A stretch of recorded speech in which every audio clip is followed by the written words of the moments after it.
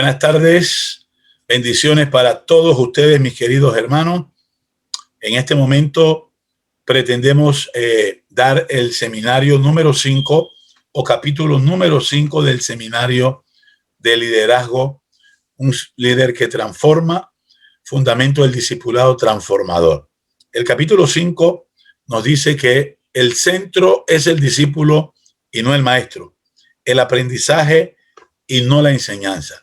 Así que en este momento vamos a orar para arrancar con este seminario maravilloso que vamos a estar dando en este momento. Así que inclinemos nuestros rostros para orar. Padre, gracias.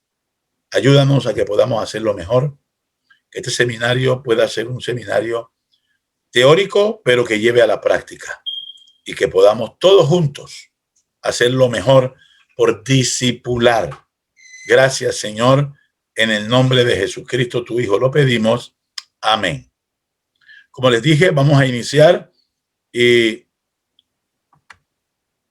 en la introducción nosotros vamos a encontrar que nos dice: necesitamos un plan que nos ayude a todos a convertirnos en discípulos, que produzca que las personas que se bauticen permanezcan en la iglesia y tengan un discipulado de bendición para ellos y para los demás. Nos dice, ¿cuál es el método que debemos usar para ser exitosos en el discipulado? Yo sé que muchas veces nosotros tenemos muchos tipos de métodos, estrategias, pero en realidad el método que realmente debemos usar para ser exitosos en el discipulado es el método que usó Cristo. ¿Por qué? Porque es un método único. No depende en qué nivel de organizaciones estemos, ni de la responsabilidad que usted tenga. No está limitado a una cultura, no a un tiempo determinado, es permanente. Es lo mejor en todos los tiempos. Juan 13:15 también nos lo dice. El método de Cristo es el modelo a seguir para los discípulos de todas las épocas. La transformación de los primeros discípulos era la clave. Es un plan ambicioso. Es un plan que supera los resultados inmediatos, esporádicos y no reproducibles. El verdadero plan es a largo plazo y de gran escala. No se limita a un lugar o a un grupo de personas. Un plan que llegaría a ser muy importante en el tiempo del fin, según Mateo 28:20. Este método llevaría a la verdadera transformación de sus seguidores. Este método no solo bautiza, sino empodera a los miembros bajo el poder del Espíritu Santo. Así que en este momento,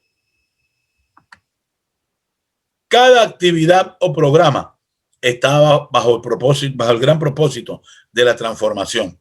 No promueve los eventos por sí solos, promueve la persona transformada como el desarrollo más grande del reino. Donde quiera que haya una persona transformada por el poder de Cristo, sin importar ni el espacio, su propósito se cumplirá. Así que, en realidad, los 5 componentes necesarios para el verdadero discipulado. Estos 5 principios son los que permiten el establecimiento, el desarrollo y consolidación del modelo de Cristo. Vamos a ver. Número 1. La transformación requiere un enfoque total y continuo. Recuerde, los discípulos no nacen, los discípulos se hacen. Debe seguir el plan señalado por Dios y requiere acciones planificadas y los métodos correctos. Haced discípulos. Los discípulos no son la obra de la casualidad, son producto del esfuerzo y dedicación de otros discípulos. Esto lo hacen los discípulos dedicados a la gran comisión. Los discípulos son el producto divino. Nuestro ejemplo. El mayor ejemplo nuestro de un liderazgo enfocado es Cristo. Todo lo que dijo, todo lo que hizo tenía el propósito de formar a cada uno de sus discípulos. Compartía su vida con los discípulos en todos los ambientes posibles. Los discípulos eran el resultado, son el resultado de la intervención enfocada en un instrumento de Dios en su formación. Nuestra prioridad no deben ser los programas para los miembros. ¿En qué invierte el tiempo la iglesia suya? Si esperamos tener discípulos, necesitamos enfocarnos en lograrlo. Así que, 2, la transformación ocurre cuando existe un propósito claro. Jesús tenía un propósito muy claro con relación a lo que esperaba de sus discípulos. Ellos mismos también tenían, ¿verdad? Eso claro, ser pescadores de hombres. Ellos sabían que lo que Jesús hacía era lo que él decía. O sea, que no hablaba y no hacía, sino que lo que hablaba, eso era lo que él hacía. Así que ellos querían ser lo que Jesús quería ser. Preguntas que debemos hacernos. Muy importante e interesante. ¿Están claros los que hoy se bautizan de lo que Dios espera de ellos? Que ellos lleguen a ser como resultado de ser sus discípulos. ¿Saben ellos? ¿Están claros los que se bautizan? Número 2, segundo punto. ¿Creemos nosotros que guardar el sábado, devolver los diezmos y asistir a la iglesia, participar de un programa, es la visión para ser un discípulo? ¿Cuántos de nuestros miembros saben que Dios los llamó con el propósito de ser sus siervos y obreros de su reino? Cada una de estas preguntas son importantes para nosotros. Nuestra identidad. Los discípulos no son la obra o producto de la casualidad. No. Son producto del esfuerzo y dedicación de otro discípulo. No llegamos aquí por producto de la casualidad y aparecimos. Somos el resultado de algún discípulo que nos trajo. 3, esto lo hacen los discípulos dedicados a la gran comisión. Los discípulos son un producto divino, un producto de Dios. Número 3, la transformación del discípulo es un proceso de enseñanza centrado en el aprendizaje y la aplicación de la palabra. Mateo 28:20 dice, enseñándoles que guarden todas las cosas que os he enseñado. La meta de Jesús es dar conocimiento a cada uno de sus seguidores y luego evaluar el aprendizaje del mismo. Esto se trata de lo que ellos entienden y no de lo que nosotros decimos. O sea que lo que decimos no es tan importante, sino lo que ellos entendieron, de lo que ellos hacen y no de lo que nosotros compartimos. Es importante que estemos claros con esto. Así que, ¿qué está sucediendo? Miren lo que está sucediendo. Ahora mismo estamos saturados de conocimiento. Hay muchos seminarios, muchas certificaciones, muchos cursos, talleres, programas, pero pocas transformaciones reales en nuestros hermanos. Cansados y distraídos en programas. Se cree que lo más importante, ¿verdad?, es lo que dijo e hizo el maestro. ¿Por qué? ¿Por qué? ¿Por qué se cree eso? Lo importante es lo que sucedió con ese mensaje en la vida del que lo recibió. Y la transformación es resultado de lo que pasa en el alumno más que la acción del maestro. Guardarlo es el propósito principal. No es solo compartir y saber, es vivirlo y realizarlo. En un cambio, ¿qué es lo que se busca? ¿Qué es lo que se busca finalmente? Pues es un cambio en la vida total. Es poner en práctica completamente las enseñanzas. Las ideas deben ser entendidas y aceptadas para incorporarlas en la vida. A Jesús, mis hermanos, le llevó 3 años y medio con los discípulos. El discipulado es un estilo de vida. Nuestro andar es tocado por la palabra de Dios cada día. Nuestras vestimentas también nos demuestran que al ser tocados por la palabra, entonces nosotros viviremos un estilo de vida. Nuestra vestimenta, nuestros hábitos al comer, nuestras relaciones como familia, el concepto de trabajo, cómo nos conducimos en las relaciones interpersonales, nuestra manera de recrearnos, nuestros pensamientos más íntimos y todos los demás asuntos de la vida. Es un estilo de vida. 4. La transformación de los discípulos ocurre en un modelo práctico.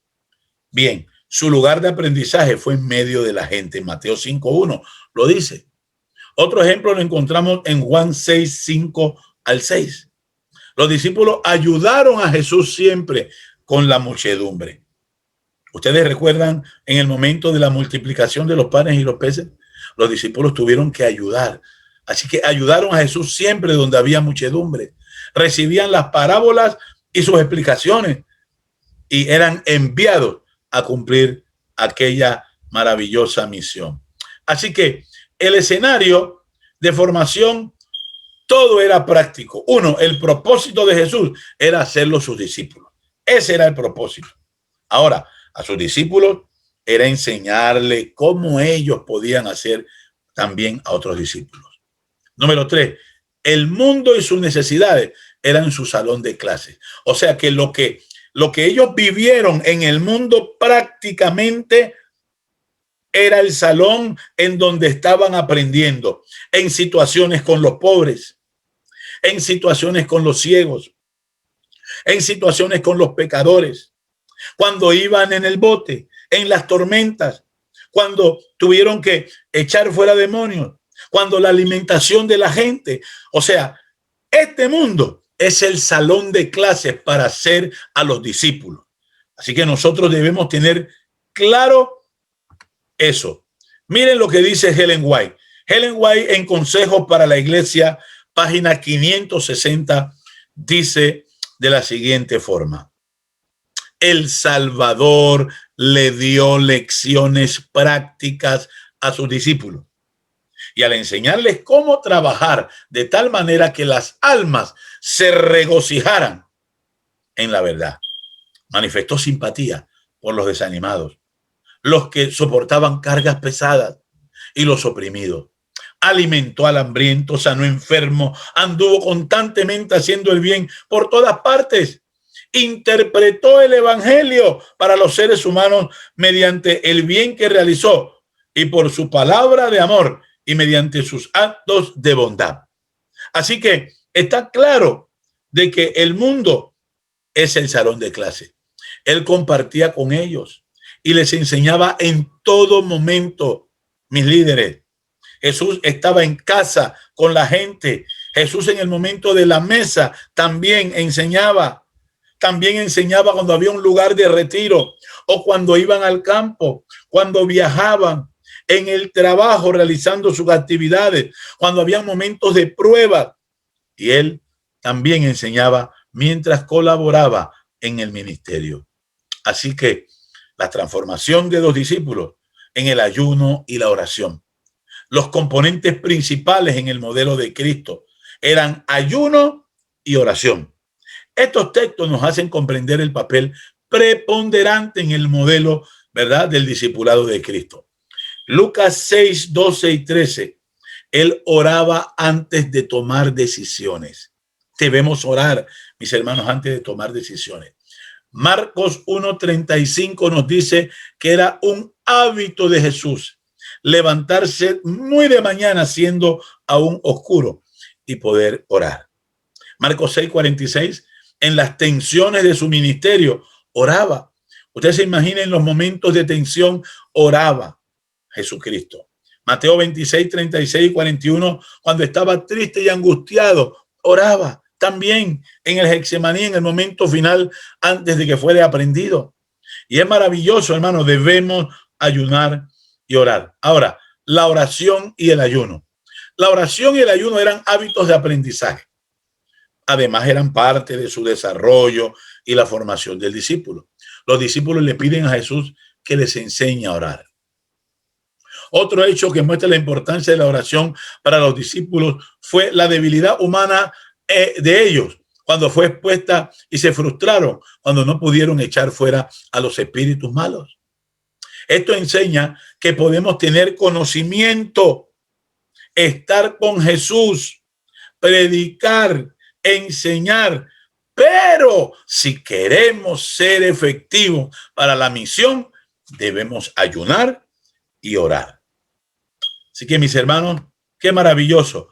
Hay algunas preguntas interesantes para reflexionar. ¿Cuál es el método que debemos usar para el discipulado y por qué? Usted ya a esta altura, usted puede responderse estas preguntas con este material. ¿Qué implica para ti un enfoque total en el discipulado? ¿Por qué es importante tener un propósito claro? ¿Cuál es la diferencia entre un discipulado centrado en enseñanza y uno centrado en el aprendizaje? ¿Qué significa que el discipulado de Cristo ocurrirá bajo un modelo práctico? ¿Son necesarios la oración y el ayuno en el discipulado? ¿Por qué? ¿Cómo aplicaría usted los 5 componentes de este capítulo a su liderazgo? Es importante que nosotros tomemos estas preguntas para reflexionar y que podamos darle respuesta a través de este seminario. Finalmente, orar y ayunar son la llave que abre la puerta para una vida y un mejor discipulado. Qué maravilloso sería aplicar este método para que cada miembro de iglesia se convierta en un auténtico discípulo. Mis hermanos, que el Señor les bendiga. Estamos aquí para que usted pueda tomar en cuenta cada uno de estos seminarios. Y aquí hemos terminado. Les agradezco por el tiempo que han tomado y espero que puedan aprovechar estos seminarios. Así que gracias por compartir. Vamos a orar para terminar y que podamos disfrutar de un discipulado práctico. Oremos. Padre Santo, gracias. Te suplicamos que lo que hemos aprendido, lo que hemos presentado, quede con cada uno de estos líderes. Ayúdanos a ser discipuladores. Ayúdanos a ser discípulos también. Gracias. En el nombre de Jesús lo pedimos. Amén. Que el Señor les bendiga a todos. Esperamos vernos en el capítulo 6 y que todos podamos disfrutar.